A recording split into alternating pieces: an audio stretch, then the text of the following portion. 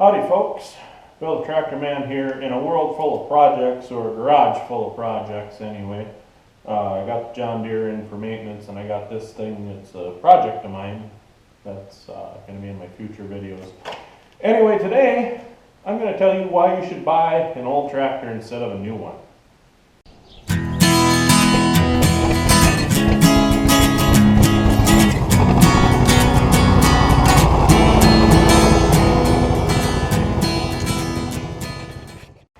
So now, this is the fancy part where I tell you all about why an old tractor is better than a new one.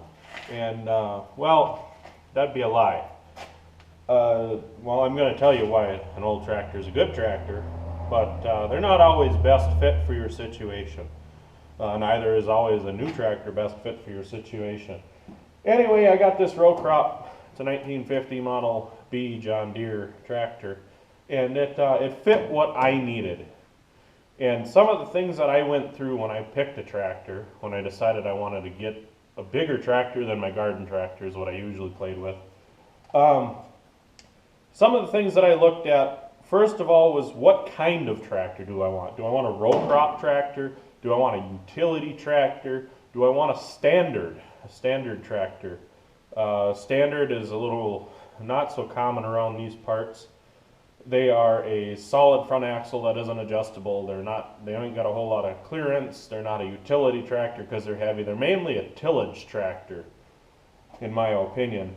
So they might not be what you're looking for in this sense. So we're going to stick to row crops and utilities. Row crop here typically has a narrow front end. They're very maneuverable, and they're higher up. They've got some clearance to them. And in my case, I wanted to go out in the woods, and I wanted to pull logs, and I wanted to pull a trailer through the woods with firewood on it.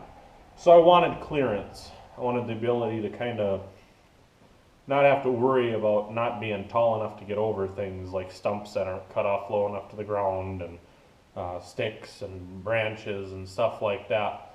So I went with the row crop here. Utility tractors tend to be a little lower.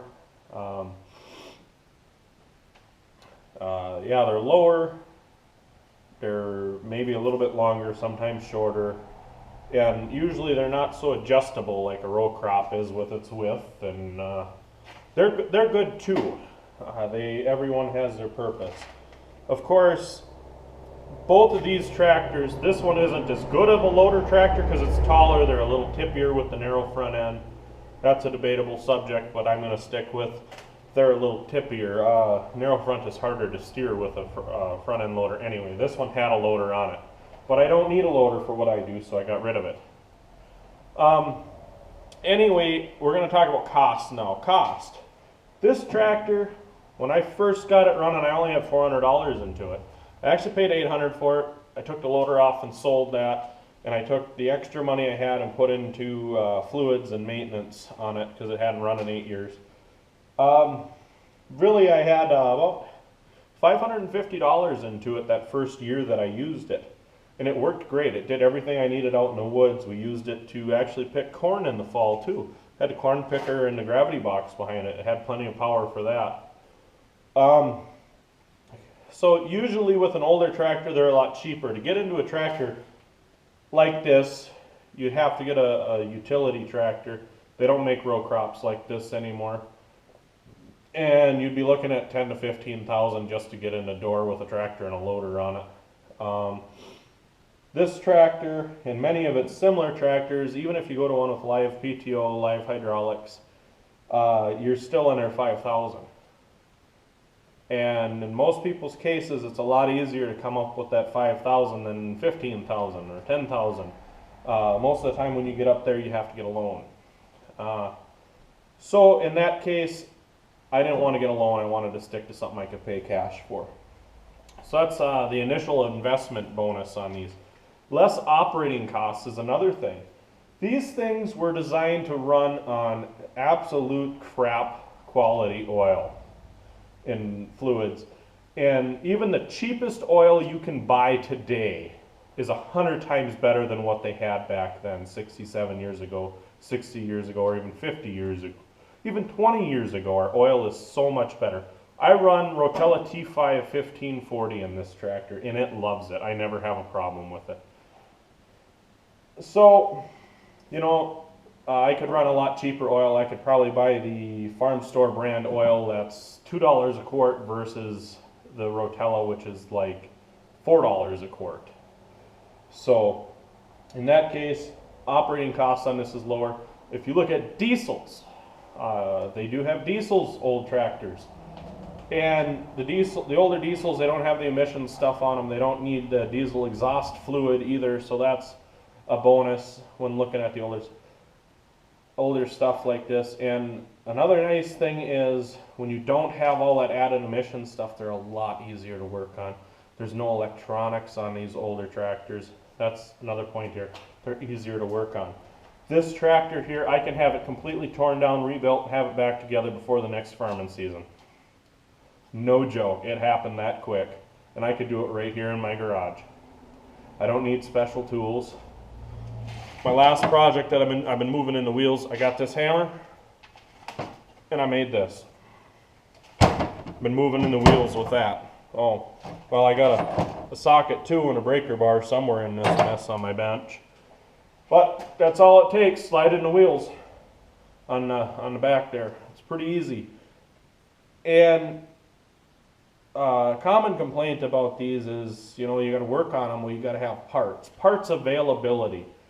This tractor, I have a better time finding parts for than my 2002 Dodge Ram pickup.